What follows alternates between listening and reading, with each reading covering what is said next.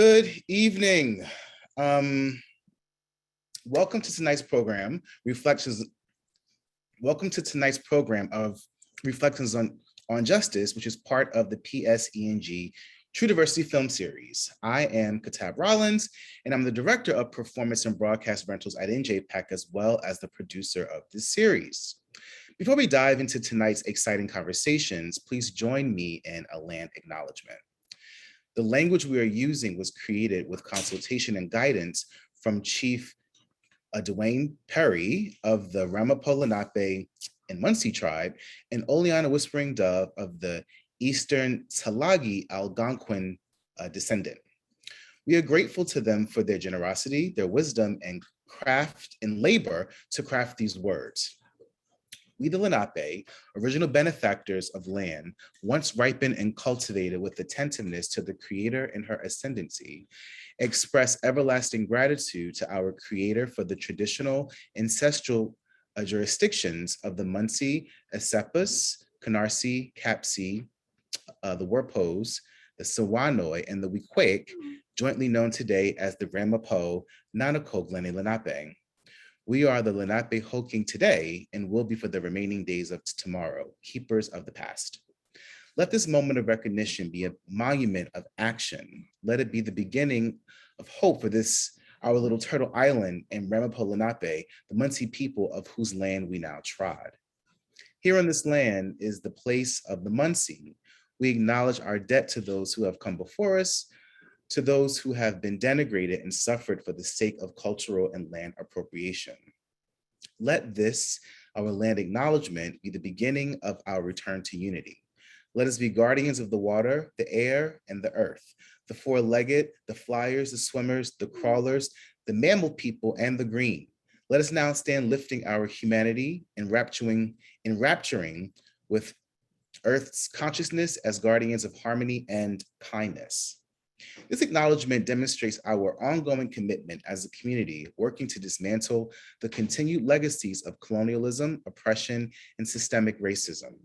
We offer a pledge of social justice awakening and education in order to raise the level of awareness and to ultimately strengthen the communal fabric, which includes outreach with our Indigenous neighbors. In this way, our collective voices can disrupt the patterns of social injustice through reverence of the Native people who share their land and by revitalizing Indigenous history through Indigenous-specific programming. All right. So for over a year, we've all been thinking deeply about social justice. We've been asking the questions: how is racism manifested in our educational system, our criminal justice system, our own actions and attitudes? And to that end, we've created this social justice series as part of the Standing in Solidarity initiative at NJPAC. The purpose of this series is to bring our community together and to encourage everyone to take part in the movement to ensure civil rights for all.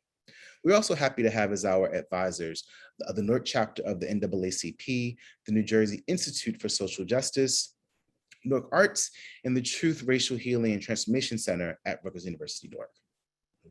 So also throughout this year, NJPACs Standing in Solidarity gatherings have examined all angles of these questions. We've covered voting and census and Black entrepreneurship and violence against Asian Americans and creating safer spaces for the LGBTQ+ community. By the way, you can find archived prior social justice panel discussions, as well as resources that will help you take action by visiting njpac.org/stand. To conclude the first year of reflections on questions of race, equity, and justice, we're going to revisit some of the most thought-provoking of our panels in this second of two live sessions with members of the Art Center's own social justice programming task force. Tonight, over the next hour or so, we're going to revisit two topics. The first part of the evening will be a recap and discussion on Black women in the workplace, which is based on the documentary called She Did That, that was produced by Renee Blewett. And the second part of the evening will feature a recap of a conversation that we did on creating safer spaces for queer, Black, and trans folks, which was in part based on the documentary called Kiki. And we encourage you, the audience, to join the conversation in the comment section so that we can interact with you during the course of the evening. So let's get started. Please welcome first my esteemed colleague, Latoya Dawson, NJPACs Marketing and Virtual Production Manager, who's also a talk show host, a mentor and life coach who uses her voice at the BKS1 radio to advance positive changes in the community and to lift up women on her award-winning show, Outstanding Women Who Help Heal. Let's bring on Latoya. Hi, how are you? Hey. Now let's also bring on Danielle Waters, who's the Senior Manager of Programming and Performances at NJPACs Center for Arts Education, who's also an innovative music business consultant. You're muted, Danny. Hey, everybody. Hey. So we are very excited to hear your discussion, your recap, ladies, of the Black women in the workplace conversation. So you guys take it away. Thank you so much. So Danny and I are going to discuss the documentary She Did That by Renee Blewett, as Katab mentioned a few seconds ago. First and foremost, I just want to say, Danny, it is my extreme pleasure to be talking about this particular topic and this particular week with you, because this is actually one of my favorites from the social justice series, not only because it's a topic that's near and dear to my heart, but again, as co-workers and as friends, this is something that we also talk about behind the scenes as well. So I just wanted to start by saying this documentary for me was more a documentary on confidence, clarity, and culture. And I'm not sure what it was for you, but that's what She Did That signifies for me. And watching the documentary, those were the first three things that came to my mind. Yeah, exactly. I thought about just being okay with finding your voice, no matter at what stage of life you're at. If you're just starting your career or if you're just an intern and things like that. I just felt really proud for that particular panel, and those lovely ladies were awesome as well. Yes. I'm glad you said finding your voice, because it seems that as African-American women, when we're younger, when we're little girls, we often don't have a lot of trouble finding our voice, and somewhere along the lines, it seems as though that gets lost. Life takes the liberty of sometimes taking that voice away from you, in which you have to find your way back to it as we get older, and especially in corporate world, in the workplace. Exactly. And especially with like all of the meetings that we're in, we both can identify with that, is that sometimes we do, or women in general struggle with, finding their voice, or, hesitating instead of saying what they feel, or coming up with an idea and not owning it before someone else said it. So I think that's a major thing, and it's okay to find your voice on no matter what level you're at. Right. So let's go to our first clip on finding your voice with Debbie Dyson speaking. And I think a key component of that is finding our voice. And I'd really like Debbie to talk a little bit about that in terms of your experience and what you over the years found in terms of finding your voice and really establishing yourself in corporate America. Yeah, no, I think it's it's an excellent question and segue. And I think, as I was watching, Renee's film, one of the things that I think was pretty consistent throughout, no matter who the women were, was really their presence. It was their presence in terms of how they were sharing and telling their story. And I think, as Renee mentioned, like sometimes when you are the only one in the room, you are noticed, but you have to be noticed for what you're saying and how you're saying it and how, again, you want to show up. And so one of the things that I think I will be honest, struggled with very, very early in my career. And when I reflect on what do I wish I knew, I told my younger self, was finding that voice and making that voice heard and effective earlier. I think sometimes we may get in the room and we may start to shrink. We may start to question and wonder, why am I in the room? am I the only one because I am the only one? But instead of sort of taking that as a victim mentality, it's a little bit about finding your pace and finding your rhythm and making sure that, again, you're noticed for not how you look, but how you present, and for how you are actually being additive to a conversation, not just sort of being repetitive. And, you know, I'm sure we've all been in meetings before where you hesitate just for a second, like, I don't know if I should say something. And then somebody else says it and you're like, dag blasted, that's exactly what I was going to say. So even hesitation. So I'm a big believer that if I had found my voice earlier, while I'm incredibly happy for where I'm at today, I do wonder and question, like, gosh, if I had found it sooner, would I have perhaps been in the seat faster? My favorite Yeah, part of that clip is being additive, not repetitive. You know, some people sit in meetings and they feel like they have to repeat the same thing that the last person just right, said. right, And I just love when Debbie says being additive. right. Yeah, You yeah. know, what for me, looking at that clip, the first thing that comes to mind is the irony of a Black woman's voice, right? So in corporate world where we may struggle to present our ideas, it seems in the rest of the world we have no trouble at all finding our voice, Right. and are often scrutinized for having a voice in other areas of our life. So why we shrink ourselves, as she mentioned, when we are in the boardroom or in the corporate room or in meetings, Mhm. is I would like to learn more the psychology behind that, you know, Yeah. especially when a lot of times money is involved and promotions are involved, you know. But what she said about uh adding value, like you said, adding value to whatever the conversation is and not being repetitive, I believe that is truly important for us, and that's how you get noticed.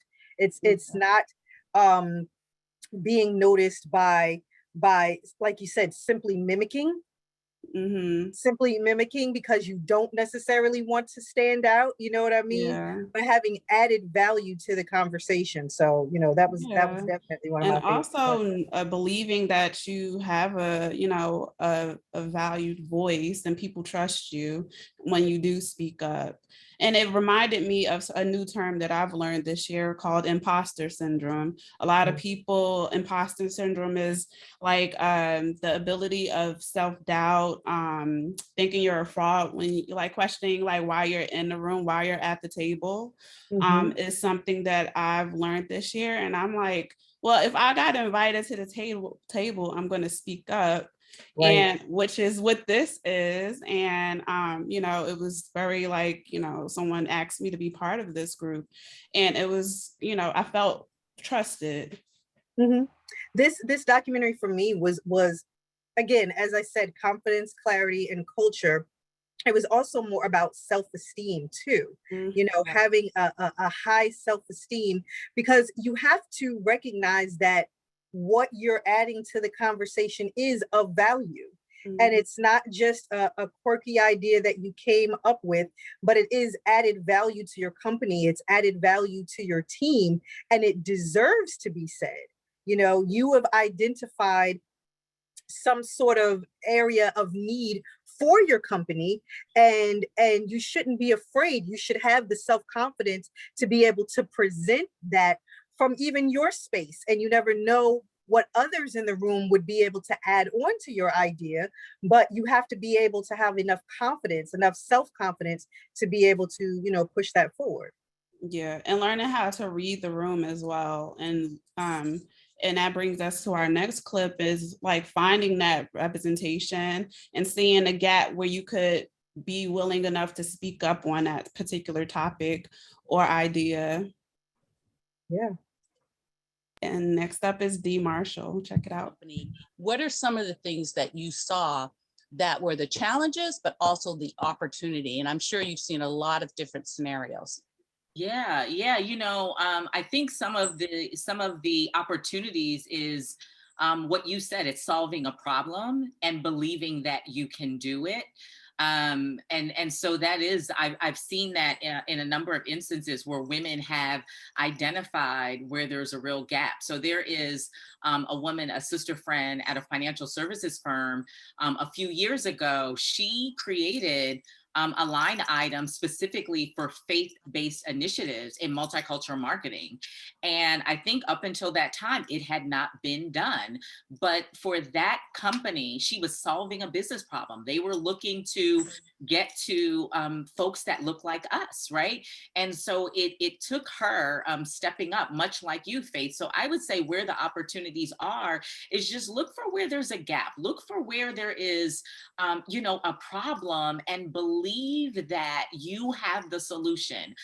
Your gift, your skill, what God gave you. Yes, I said God. People get all, bent out of shape. They're like, oh, you can't say God in corporate and business. Well, guess what? Yes, we can. And that same company invested not in my company, but they purchased a book for their clients. And what book was it? It was a book that I wrote that I wasn't thinking about. It was a prayer book. And so, yeah, exactly. Where you would think super conservative financial services, there's no opportunity. So to go back to your question, it is look for where there's a gap, look to the right and to the left in the room, and where there is a lack of representation, and be willing to speak up about that. And so I think that's where there is opportunity. And there's lots of other opportunity. I'll say right now, I think we have always believed in ourselves, but right now the world, or at least the US, is believing that Black women and Black people are hot. And so there's funding opportunities right now. Yes, there are. There are board opportunities for you right now if you're watching this, right? So there's a window and there's an opportunity to lean in right now. Yeah, I love that. We have to lean in. I love that. yeah, absolutely. Absolutely. Looking for the gaps and being willing to speak up. I mean, you never know when that window of opportunity is going to come. And I think a lot of times, I know personally, just a moment of transparency, I may second guess myself and think, am I looking at this particular issue from my own lenses? And I have to try to make sure I'm looking at it from a broad perspective. So not just an African-American woman's perspective, but for the entire corporation. So I feel like there's a lot of times women will shrink back and say, okay, let me make sure this will appeal to all and not just some. But I think that's where we make some of the biggest mistakes, because we don't realize that although initially the gap that you're willing to fill may be for African American women, you never know how that can expand. You never know how that can expand to include so many others that may also feel that their issues are being left off the table, Mm-hmm.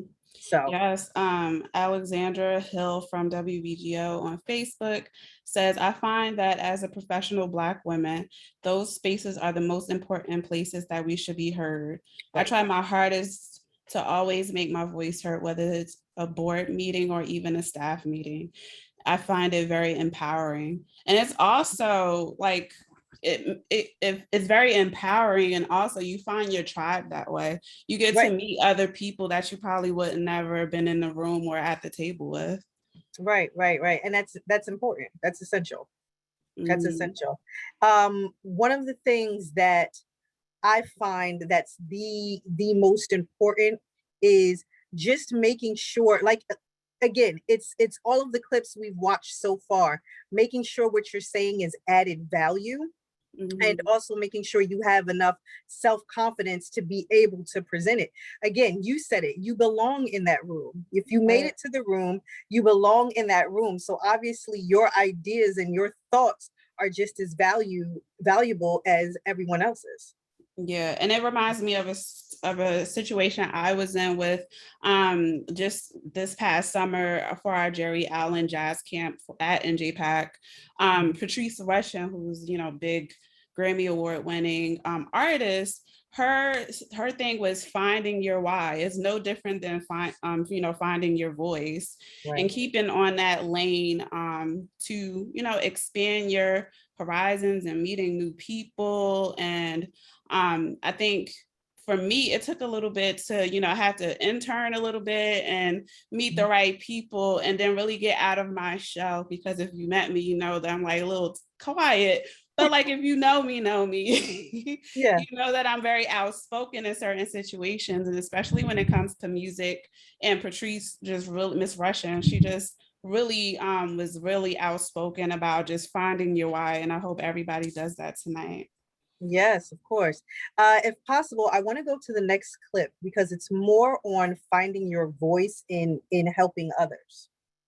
This is the next clip by Natasha Rogers.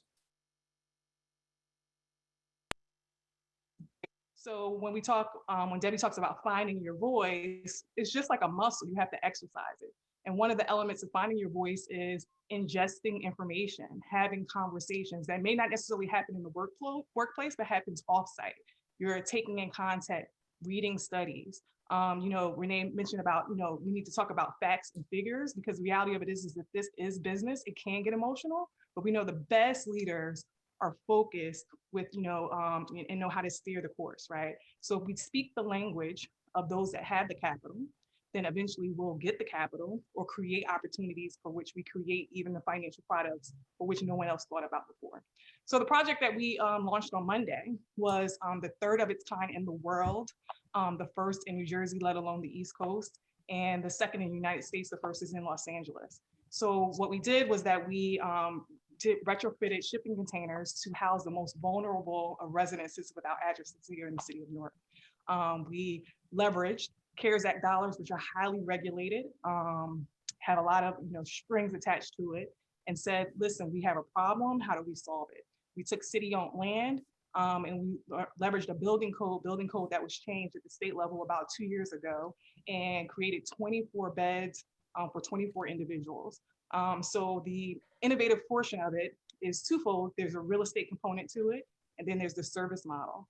At the end of this period for which people will be living in this temporary shelter for 90 days, they'll have access to permanent housing via federal dollars and our housing authority that's going to give them a housing voucher.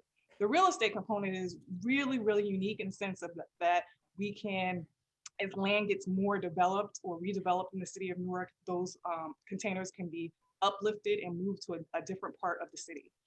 So really showing that this is transformational and scalable. And the biggest thing is that this got done in 60 days. A squad of people just got together and decided that we're going to make this happen. And if you live in the city of Newark or any government, you can't really do anything in 60 days. You can't open a supermarket or a restaurant, or even get your fence built after you go through all the building permits. So it's really a testimony of grit and grace. And even though I've done billions of dollars of transactions, the most complex across the nation, this has been the most rewarding of my 15 career. And I really appreciate the opportunity. I haven't been able to do it in my hometown. That's awesome. That's one of my favorite clips from, one of my favorite clips from that panel, and how Natasha really just, made it a full circle moment, and, really did a lot for her city. In the chat, I put the article about the homeless shelter made within what'd she say, 60 days, and that's rare. Can't do anything in the city of Newark that quickly. Yeah. While I was focused on her achievements with that project being the third of its kind in the world, what stood out the most to me in that clip, and I remember her saying it the night of, was speak the language of those with the capital to get the capital. Right. And I find so often, and she actually mentioned it a little earlier in the clip, I find so often, even when we are talking about capital, we have to stick with facts and figures. A lot of times when we are passionate about something, we immediately go to emotion. And even though it's in business, when we are presenting ideas, a lot of times we immediately go to emotion instead of speaking the language of your audience. As you said a little earlier, you have to speak the language of your audience in order to get the results that you need to get. And It's not being, you know, culturally, it's not changing yourself, and it's not being trying to become or being someone else, but you know, it's playing that corporate world game in order to get the results that you need, you know. Yeah. So again, that speak the language of those with the capital to get the capital can transition to a number of different conversations. Speak the language of those that hold the positions that you want so that you can get that position, you know. Speak the language of where you want to go. It's almost a manifestation, you know. You have to speak to where you are in order to get to where you are. And almost in layman's terms, you have to fake it to make it. You know what I mean? And even if you don't have it yet, and even if you're not there yet, learn to do that. That's one of the corporate games that not a lot of people teach us. And when I say us, I mean African-American women. Not a lot of people teach us, but it's imperative to do that in business. So again, that one stuck out to me. Of course, again, those achievements were great, but that particular line just stuck out to me the most, you know? Yeah, I love that one too, because again, like you said, although you may have to fake it till you make it, you find a situation, you're in a situation, you kind of have to manipulate the situation to fit you in a way. So you kind of identify with it, and also you're learning at the same time. Again, with finding your voice and finding your why, you're always on a constant journey, and that's okay. Yeah. Yeah. And I mean, journeys are okay, boundaries are okay. So, you know, with that, if we can go into the next clip by Renee Blewett about setting boundaries. But I found that I didn't have the confidence to set boundaries until I was more seasoned in my career. So I would just challenge all of us, you know, if you're mentoring, if you have, you know, younger sisters that you're helping to groom, you know, in your industry, continue to instill that message of setting boundaries, you know, negotiating the balance between proving yourself and showing your worth, but also pouring into yourself so that you can show up fully for the job. Because I mean, when I was younger, I wish I knew what I know now.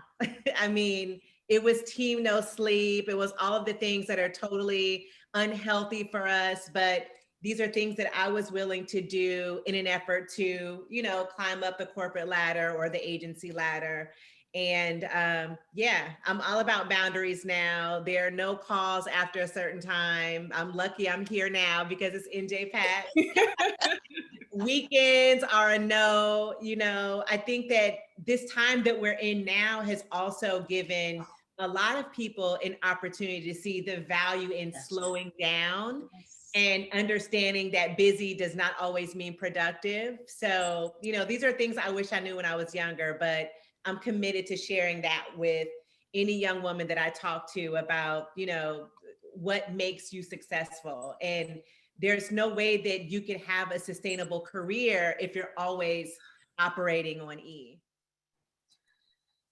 I love that. Danny, one of my absolute favorite clips. Amazing. One of my absolute favorite clips. That old adage of "I will sleep when I die" only means that you will die a little sooner. You know, and having that booked and blessed mentality. It sounds great and it rhymes cool, but like you have to be rested.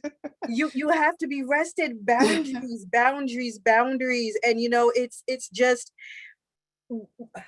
we feel like if we are the workhorse, if we are saying that we always have something to do, if we are always busy, as she said, you'll receive more respect.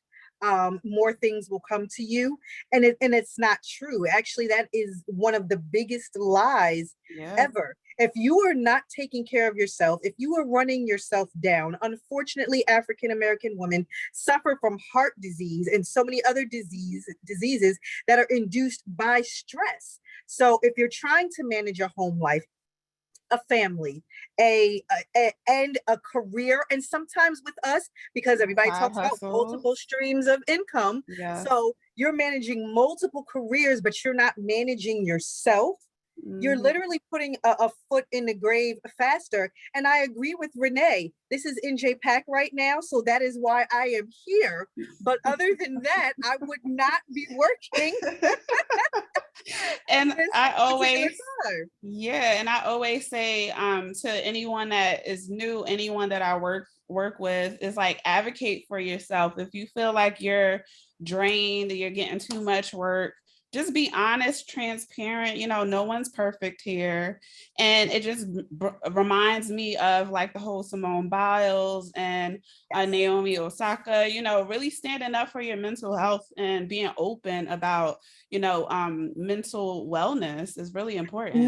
Knowing when to say enough is enough. I am one person. I cannot do anymore. I don't have the bandwidth to withstand anything else right now, mentally, emotionally, physically, financially. Sometimes you may have to go and sit by yourself. Yes. Just to recoup and just to regain, who it is you are, refine yourself, pour into yourself.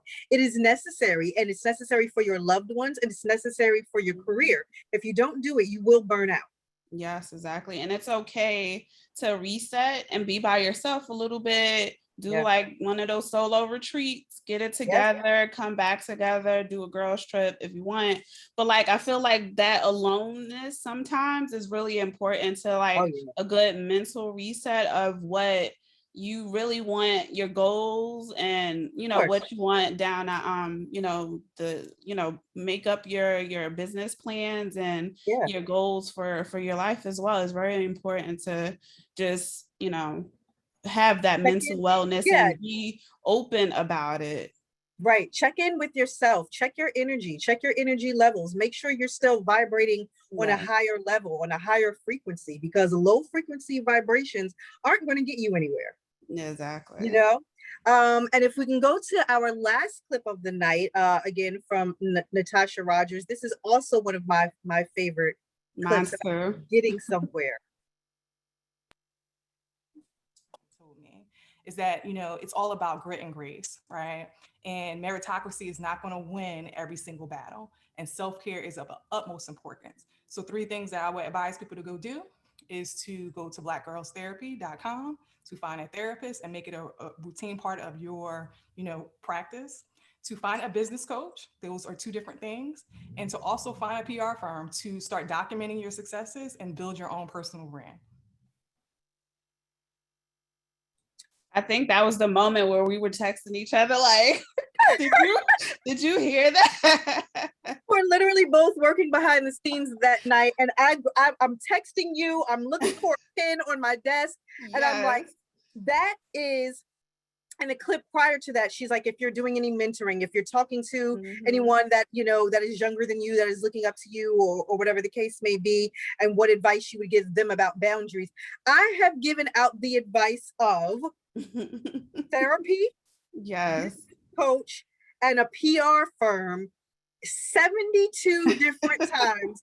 With the emphasis on that is 2 different things, a coach and a therapist. 2 different things. You know why? Because the therapist helps you to unpack your past to get you to the moment where you are now.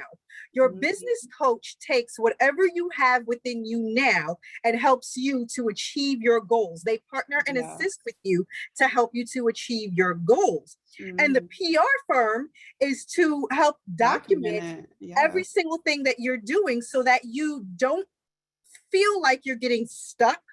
And you don't feel like you're not being productive, because you can always look back and say, hey, I did write this article. Hey, I did do this show. Hey, I did create this program. And you know what? I am building on that. I am achieving. I am moving forward. And I feel like all 3 of those are necessary to not only every woman, and not only every African-American woman, but every human being on the planet. I feel like in order to succeed, needs all 3 of those. Yes. And I really believe like you can't do everything. So you need those people to help navigate those ideas that you have.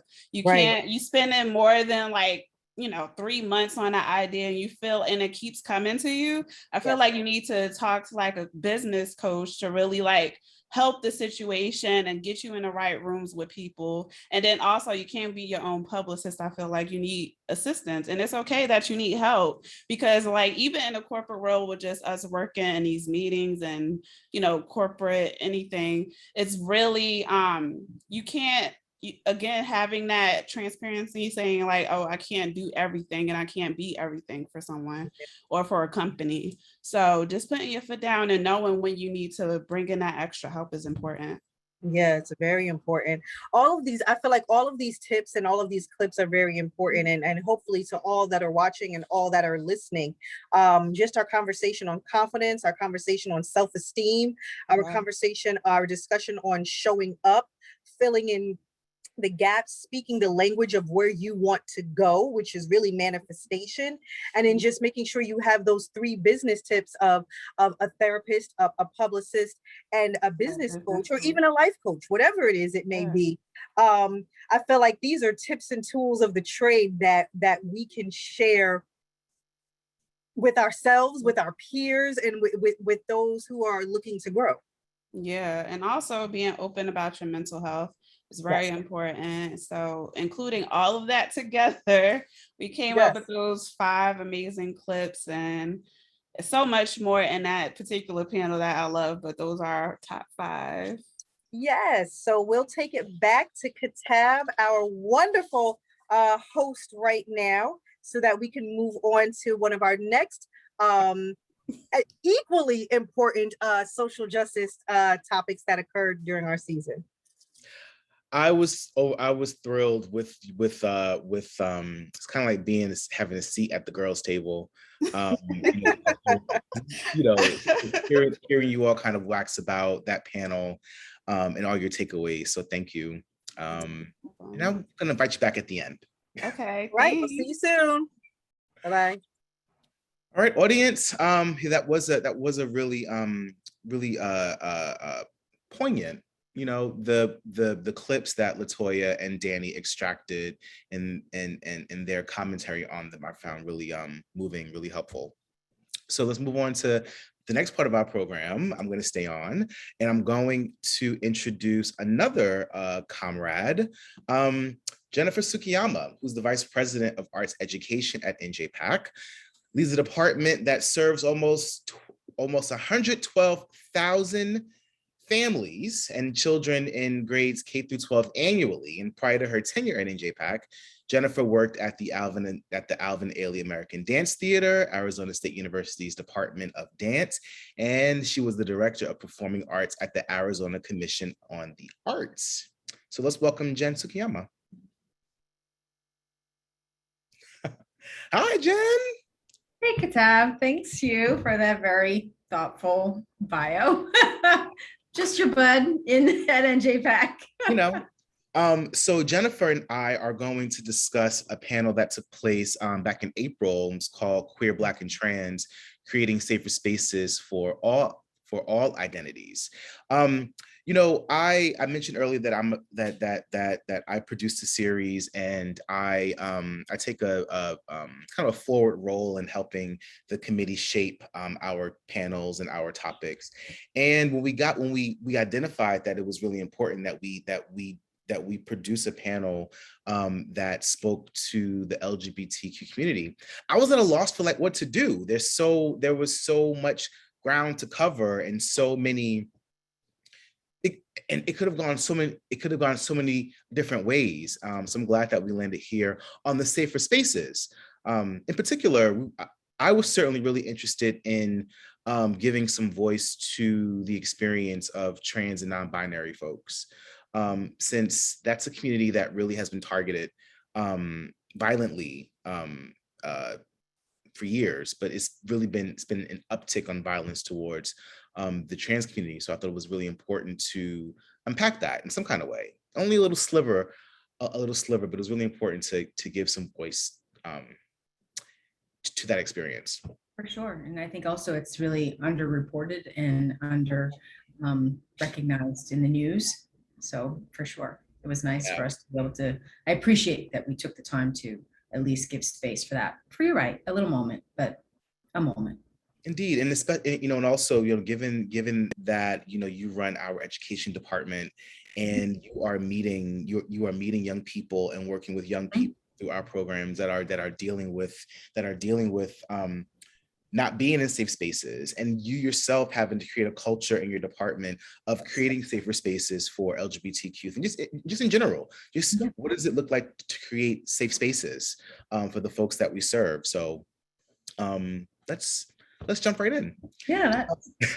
The first clip that I want to share is by Erica Hart. And Erica's her voice on that panel, I was like hanging on to every word that she was talking about. But Erica covers so much ground in this clip about our responsibility to educate ourselves and how to navigate ourselves with regard to understanding, not just understanding, but embracing identity and its creation. So let's see Erica's clip. As a person that studies gender and talks a lot about gender, cis folks, it's quite boring and made up in a lot of ways, but it's important that they get expansiveness and like understand how created their identity is, not set in stone. So the asking of the questions has to be for all groups, right? Not just when you come here. And I just don't think, because who is giving the grace, right? Is it marginalized communities who are giving the grace? Right? Why do we have to give grace? Right? Why can't we just be mad? Right? Like you said, like, what did you say? Shade or shift. Shade or shift, right? Why can't it just be shade? Like, what's wrong with that? Right? Like, what's wrong with just some shade? You're gonna learn, right? You're gonna learn not to do it again. Right. So I don't think that my life is not a teachable moment. Right. I think you have to go read a book, right, and go educate yourself. And I'm an educator. So when I'm in educating space, come with it. Like, let's all learn together. But beyond that, right, I can't constantly be teaching, right? I got to just live my life, right? If I'm partying, I'm at the club and you're like, wait, how do I get on the mic and talk to everybody at the club as the DJ? It's like, no, you just chat my hide, right? Like, I don't want to educate you right now. So I think that privileged folks have to do that work and stop expecting marginalized folks to, explain everything to them. I think it's quite, this is a stigmatized word, but it's just quite lazy, I think. That's a lot there. That's a lot. So I'm going to pick up right on the last thing that she said about this kind of, expectation that marginalized folks have a responsibility to teach the larger society, the oppressor, when people are just trying to live, right?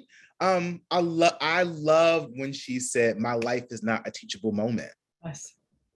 Because it's not. Erica and anybody else, we're just out here trying to live the best life that we can and live the most whole and fulfilling life that we can.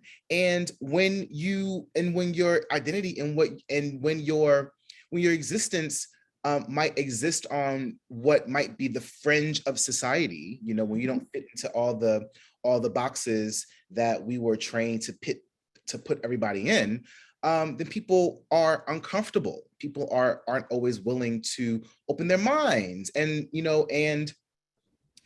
navigate the world and the people in it with who that person is in front of them. So when Erica said, read a book, I'm like, yes, read a book, read magazines, watch documentaries, listen to a podcast, ask questions, have talks with your friends, right? Because it is up to me, Katab, the person, to figure out how to respectfully engage with you, Jennifer Tsukiyama, regardless of your race, your sexuality, your gender expression. It's up to me to figure that out. And the whole thing about like shade or shift, why can't it just be shade? Like, yeah, people get tired of having to explain themselves and having to be otherized because they don't fit into like some construct that has been shoved down our throats for time immeasurable. You know, as I am a gay Black man, and you know, my race is self-explanatory. You know, I'm clearly Black. I'm not always clearly gay, and there's certain nuances, you know, of life that you got to figure that out. You have to know if it's going to be okay to assume that I can dress, or assume that even actually it's clear that I'm Black. It's not even clear that I'm you know, male or cis male. You know, it's up to you to make that. It's up to you to figure out how to navigate that, how to ask me the question, and be willing to deal with my response if you don't get it right, or if you come off offensively. You know, that's like me. That's like me saying, Jennifer, aren't you Oriental? And then be mad when you say, excuse me? Right. Right. Well, you know, what was so beautiful about what she also, that my life is not a teachable moment. I think you and I walk through life where people just feel that they can just ask you the most personal things just because we're not of the dominant culture. But I appreciate that she, you know, as an educator, you carve out space, and okay, if that's a space, then great. But if it's not, then, you know, let me be. I do find that it's hard in talking with those who are of dominant culture. There's this sort of, well, but you know best, so why wouldn't I ask you? You should. And it's not that it's not about not asking. I think it's timing. I think it's approach. I think it's the intention of it, but it's also having done your own homework. And I was having a conversation with somebody about this recently, and I don't know if this is the right analogy, but this seemed to land with them. And I said, it's sort of like coming to a business meeting or to a negotiation, and you sat down and you asked the other person, tell me what I need to do in order to be better negotiator and better at my own job. And that you would get up and walk away because it would have been a waste of your time, because you have done zero to come to the meeting prepared in order to start doing work. And I think it's just, that seemed to land. I don't know if that's a great analogy, but that landed for that person. And she was appreciative of that. And then I gave her a book and she read it. So that was good. You know, person's intentions are important, you know, especially when you have done your homework. And again, life is nuanced. Identity is nuanced. It all has, our existences have a lot of nuance. And, you know, especially with regard to, you know, cultural norms and all that, sometimes you do have to ask some questions about what's appropriate behavior, what's appropriate language, and cultivate relationships with people where you can ask that and they can tell you or not, you know. I want to also lift up again what she said about who's given the grace. Right. You know, because it's like we have this expectation that, yeah, I don't know and you do, and you should tell me and be okay with it. Even as I stumble through ignorantly, you know, trying to figure things out. You should just give them a pass. They don't know. This is new information. Yeah, it's new, but just as it's incumbent upon me to navigate my life and, you know, and live comfortably and powerfully in how I fit in, it's coming upon you to learn and actually give me the grace if I don't appreciate your response. Because this is my life. Again, my life, as Erica said, my life is not a teachable moment. And so, yeah, I was really, that hit home in a lot of ways. It was really intense. So, and actually in that same kind of vein, of giving grace and like the impact of what our words can do to people, I want to go to the next clip by Gia Love. And I found Gia's insights that she shared in this clip to be quite profound. So let's see it.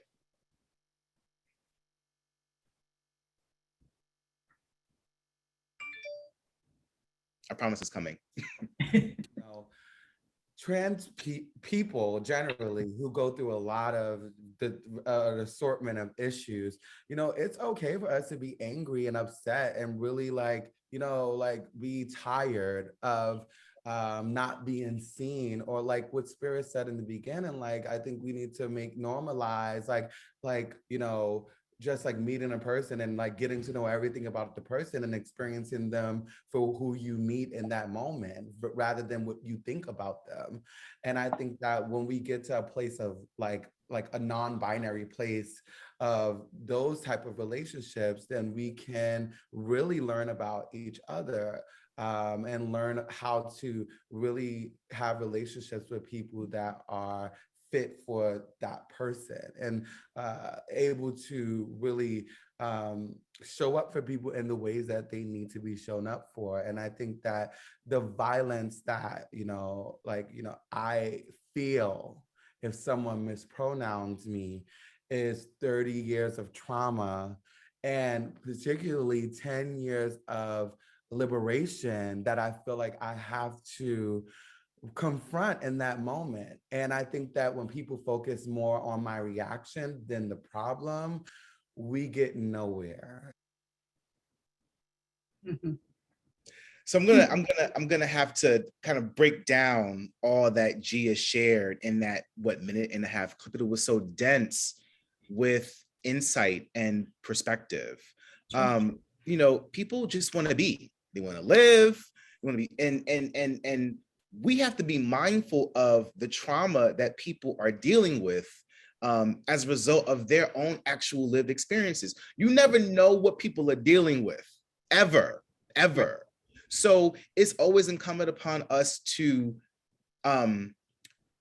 interact with people respectfully, with an open mind, and to kind of feel it out, to like not just assume that because a person might have a smile on their face that they're happy, you can say whatever you want to them. That could be a defense mechanism. You know, you never know. And you know, I'll give a little thing that happened as we were prepping for that panel. You know, when we have our panel discussions, I talk with the panelists and I give them some guidance about how everything is going to go. And I was saying, yeah, you know, you guys, hey guys, Yeah. and Spirit, who Gia referenced, that we don't have a clip from them. Gia said, you know, be careful about using the term guys. And I was like, at first I was like, what's wrong with that? Everybody knows that guys isn't like a gender term. But then I later it came also in the panel just how much gendered language we use in everyday speak. And again, going back to what I said before, not realizing how that gendered language impacts people. When you're dealing with when people who have to push through all the issues when your gender expression or your gender identity doesn't fit into the norms, you know, the trauma that they face. And it took me a minute to understand, like, that me being unassuming by saying guys, how assuming that could be, you know? Also, when Gia said,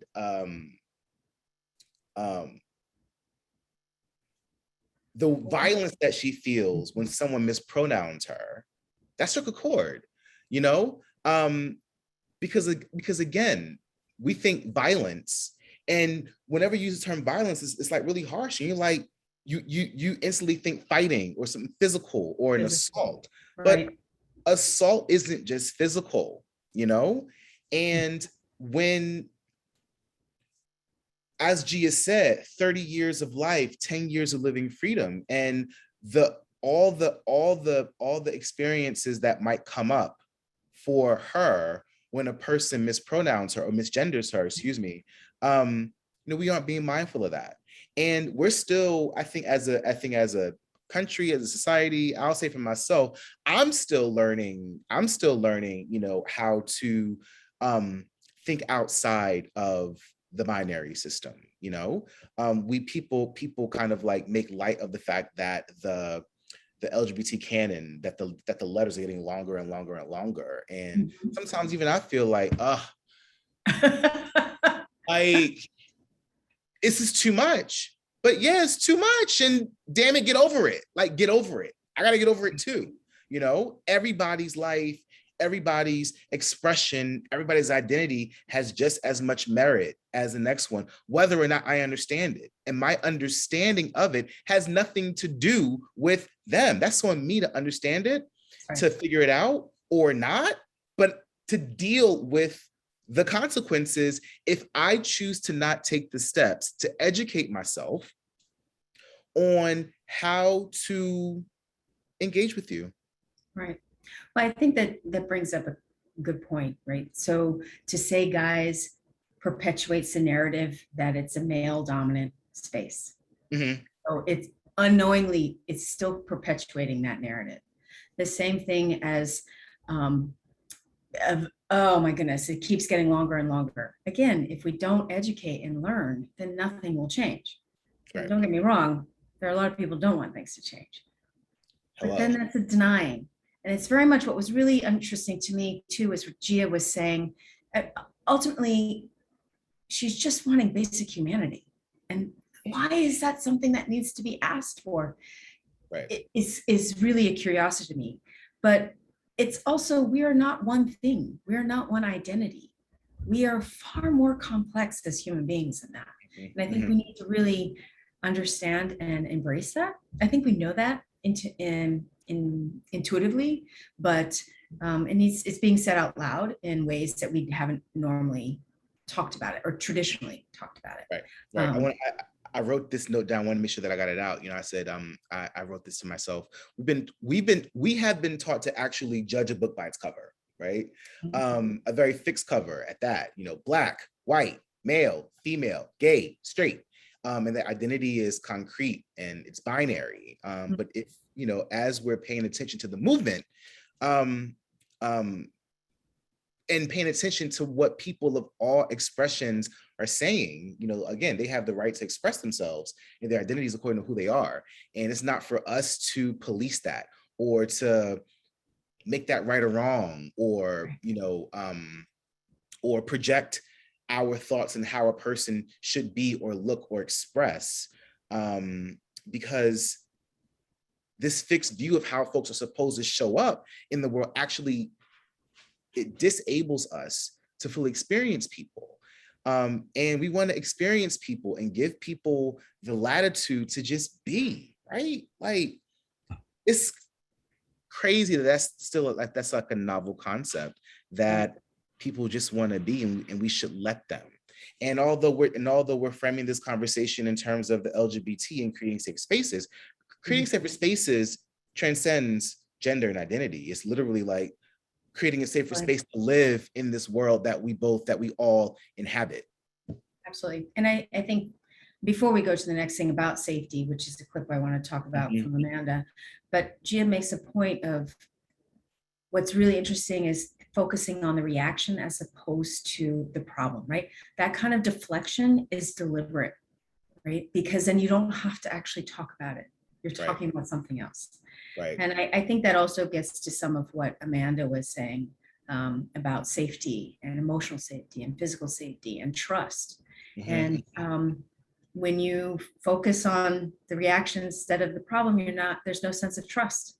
So I'd like us to take a moment to look at Amanda Simpson's quote or moment in the panel. So yeah, I think safety is also, it's emotional safety. It's being able to be happy, be excited, be sad, be angry. Like how many of us can be angry in public and feel safe? I'll wait. You know, like how many of us can be happy in public and feel safe? Because people look at me weird when I'm like dancing around and driving, but I'm just happy. So I really think it's about understanding the different levels of safety. Trust. How can we find trust in our communities? Trust that you are going to take care of me like you said you would, and that if you can't, like I'll have some sort of information about that. Trust that when we make a commitment, you know, trust that things are going to be equitable. Trusting in the institutions that are here to educate us and police us and care, healthcare, like trusting in these places. I think it's about collaboration. How much have we collaborated with these safe spaces? How much do we get collaboration in our homes or in our schools or in our community or in our workplaces? You know, when I came to work at HMI, this was the first place I've been out at work. This was the first time I've been actually understanding my privilege and understanding who I am and be able to put words on it. And so just lining up to get into the NJPAC, and I'm looking at your beautiful summer series. Like I never really did art. I never really did STEM growing up. And part of that was because it was not for people who looked like me. Like those pictures that we used to see when I was a kid, I wasn't on there. And I was just like, oh, it's gonna be too hard or too weird or too different. And it wasn't for me. So I think these are the ways that we create safe spaces, like representation, of course, but just being mindful of what we say, just acknowledging it. I think this idea that we can get to a part with no racism or no homophobia or no trans, I don't know if that's possible. I think it's just a matter of saying when we do, oh my goodness, I'm sorry, you know. I love that moment. You know, she says so much that's so, again, a clip with a lot to unpack. But I feel it's important to really hear her say can we get to a place where there's no racism or homophobia, and to recognize that I don't know if that is true, right? There's no Pollyanna there, there's no unicorn belief there, but what was really important, and I think to your earlier point, is that we recognize that there can be oppression and it can be offensive, and just say, I'm sorry, and that wasn't my intent. And it will progress. That moves the dialogue forward. Yeah. It creates an opening for healing. If you just acknowledge that you hurt me, if you acknowledge that you hurt me, you have then created an opening to heal and to move on and to learn and to grow. I also agree that I at least not in my lifetime or the lifetimes of my nieces and nephew, I don't think that we'll have a world that doesn't have any isms. That's just not human nature. But it's important for us to, you know, we all have prejudices, whether we want to recognize it or not. We all have prejudices, and it's up to us to develop and learn the tools that help us check that. When, you know, I could be driving, someone does something stupid, I might make a prejudiced statement about the person driving. So inappropriate. It happens. It's real. I'll say it. It's real. It's ignorant, right? But it's up for me to like hear myself think that or say that and be like, that is so wrong. How dare I? When, you know, we have prejudice in all parts of our life, but we have to, again, through learning, through even the desire to not want to have those prejudiced thoughts. That's the first step, to recognize that that's not conducive to a good life. That's not productive. That's not God. And then to now have tools that can ward off those thoughts, that can immediately transmute them or to redirect that energy when your thinking or your belief is encroaching upon someone else's life. Yeah. Yes. And she talks about too about the trust that has to happen with that, right? That trust and she talks about, can I trust that people in society will be there? That's I find that just so perplexing, and to ask that institutions will be supportive and at least not be harmful or erase.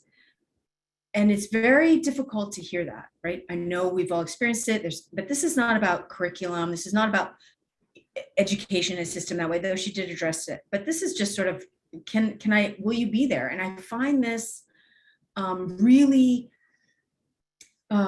challenging, because this country is predicated on pluralism, right? Ostensibly on pluralism. So why are we still here?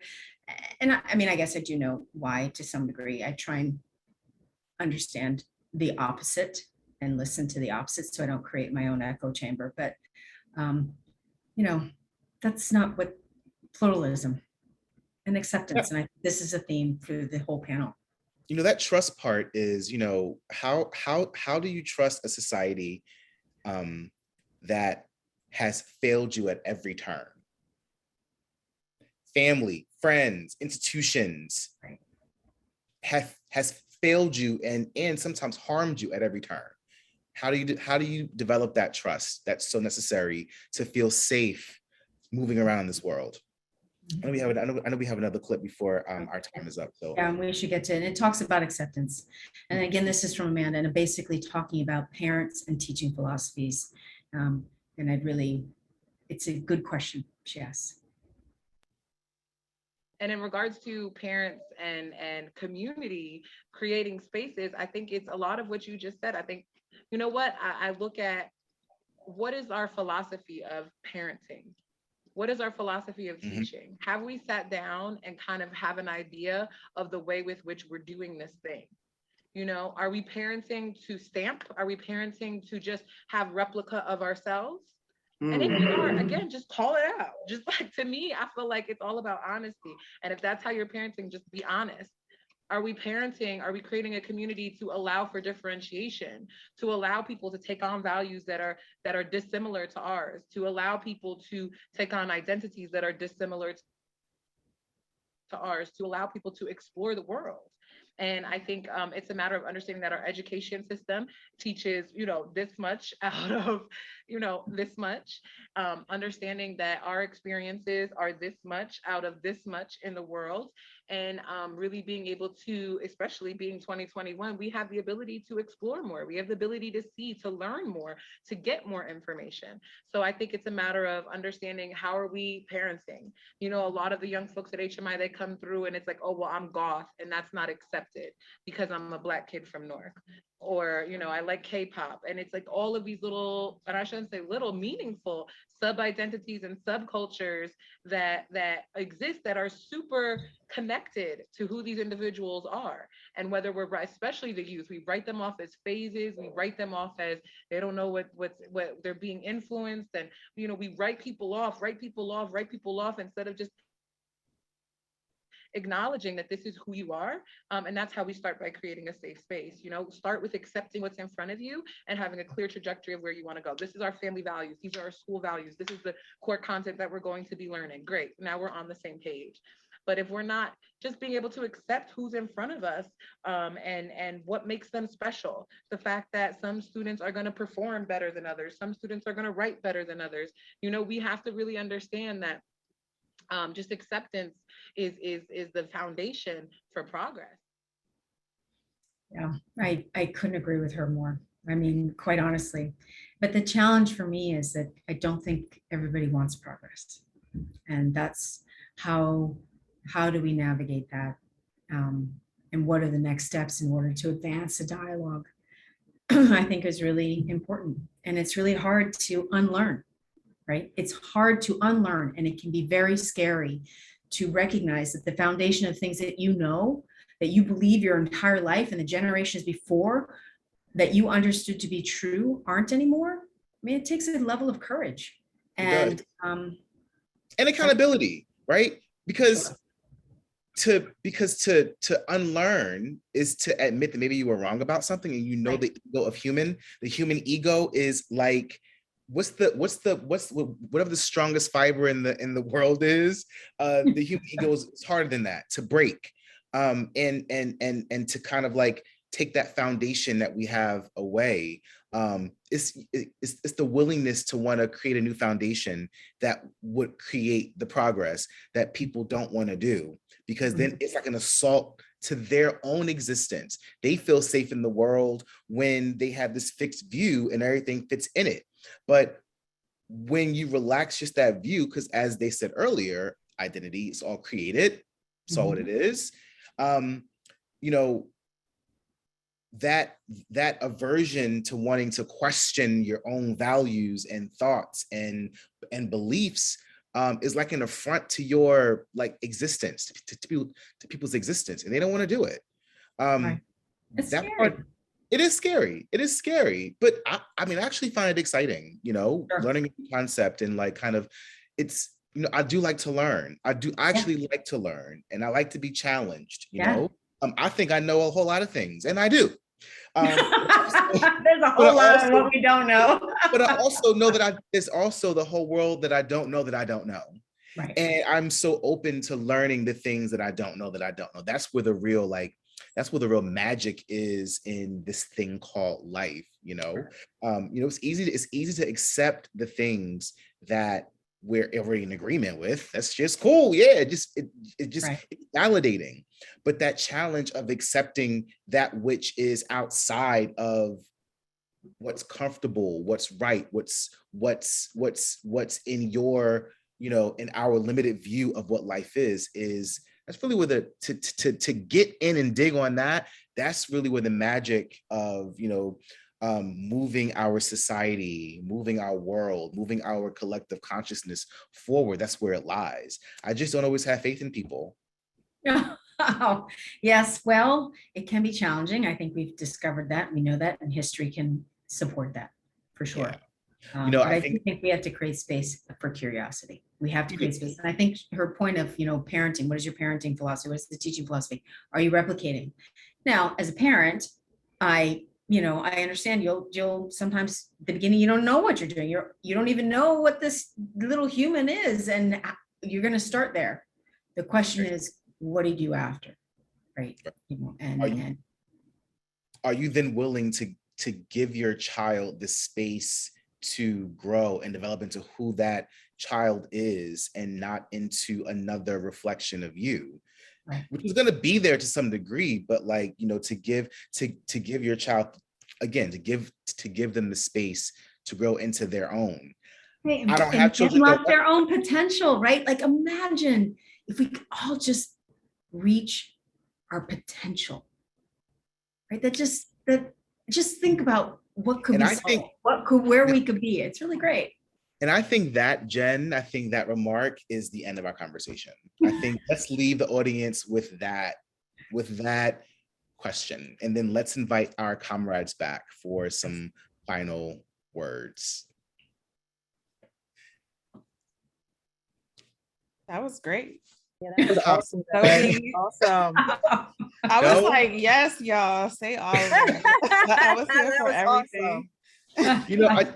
I wanted, the audience really never sees us. They just kind of see our names, that we do things behind the scenes. And, we do this work for our community, for our constituents, to learn from ourselves, to educate ourselves, as well as our people. And so I am so honored to work with you all in our capacities in the jobs that we were hired to do, but also I especially honor working with you all in the capacity of being this team, learning ourselves about social justice more, and putting that out for our audiences to learn, experience, and to be part of that. Really just thrilled to work with you all. Yes, thrilled to work with you all as well. I find a lot of times these conversations are therapeutic and they spark the larger conversation. So like you said, like in the video, my life is not a teachable moment, but again, as you guys were speaking, you were saying, go back to your friends and family and have the conversation if you have questions. And so even in these panels and more, I have said, wow, like working behind the scenes, and then gone back behind the scenes and had more conversations, whether it was policing the police, whether it was white fragility, whether it was she did that, whether it was the LGBTQIA conversation, whatever it was that we were discussing, it always sparked a larger conversation for me to have. So again, you can't change people, but if you can allow them to think a different thought, that's it.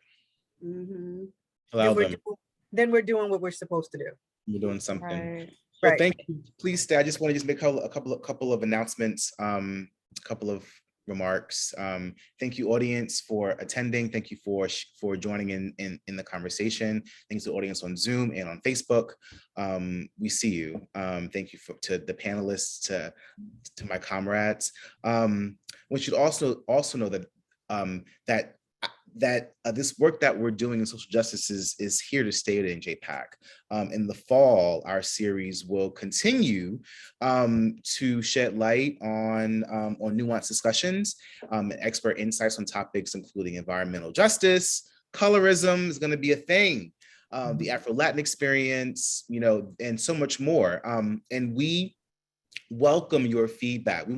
We also want to know, are we serving you? Are we creating programs and conversations that are of interest and that really educate you and that you think are touching on topics that are meaningful? So we have a survey. I think there'll be a link in the comments in the chat, or you'll also get an email about this, but please fill the survey out and let us know how we're doing so that we can continue to craft programming that suits you.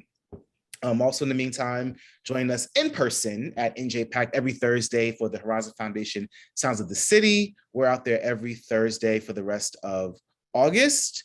And also, for more free programming, be sure to check out the Summer Fun in the Park series. We'll put the website also in the chat to find out, again, more free activities to do in and around the city for you and your family. Jen, anything else going on Arts Ed that we want to make sure that we talk about? Do we have any programs that we want to make sure we've started our fall registration. Yes, we have great programming, and we do create safe spaces, and we do create spaces where the kids and students and faculty get to talk about what's important to them and make work that's important to them in the way they want to make the work. So we have spaces for students who are interested. And we also have, we also have students that do register, can take part in the mix, which is also similar to this, Standing in Solidarity. It's just a teenage twist to kind of like Teen Summit, if anyone remembers that. Yes, so they have their own podcast. It's a lot of things happening, and they're like brilliant. Yeah. Student run. Yep. Good. So again, and be sure there's a full archive of all of our panel discussions as well as resources at njpac.org/stand. And we just showed you little snippets of discussions that were so robust and moving and riveting. And we encourage you, if you weren't there live when it happened or haven't seen them already, just to go back in your own free time and check out the archive of our season of programs. So thank you all for attending. Have a good night. Good night. Night.